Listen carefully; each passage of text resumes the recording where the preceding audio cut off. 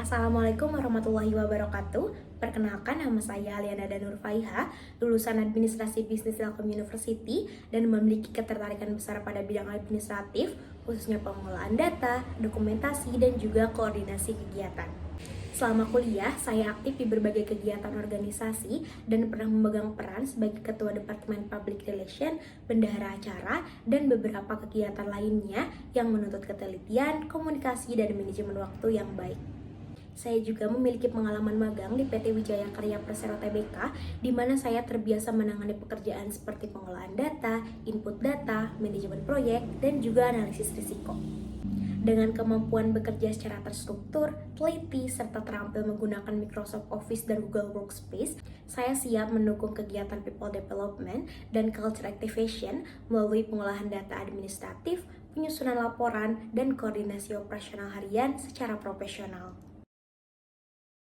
Motivasi saya mengikuti program pemagangan nasional Kemenaker RI di Telkom Indonesia adalah keinginan untuk belajar langsung di lingkungan kerja yang profesional, terstruktur, dan berbasis data. Saya ingin memahami bagaimana proses administrasi dijalankan secara efektif di perusahaan besar seperti Telkom. Saya juga tertarik mempelajari bagaimana Telkom mengelola program pengembangan SDM dan inisiatif budaya kerja. Komitmen saya adalah memberikan kontribusi terbaik, bekerja rapi, dan teliti. Saya siap belajar cepat, beradaptasi, serta menjalankan tugas administratif maupun operasional harian dengan profesional.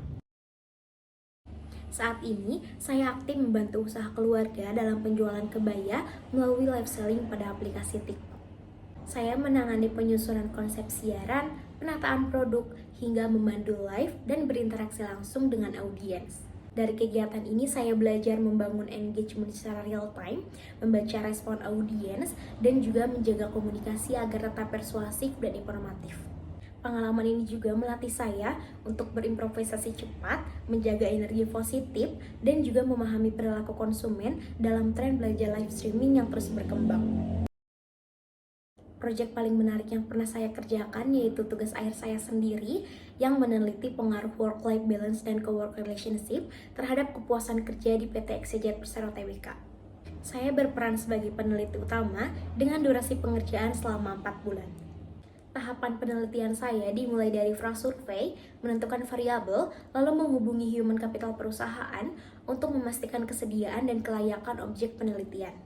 Setelah itu saya menyusun instrumen penelitian, menyesuaikan kuesioner dengan masukan perusahaan, kemudian melanjutkan ke tahap penyebaran kuesioner, pengumpulan data dan verifikasi data, serta analisis menggunakan SPSS, dan penyusunan laporan akhir.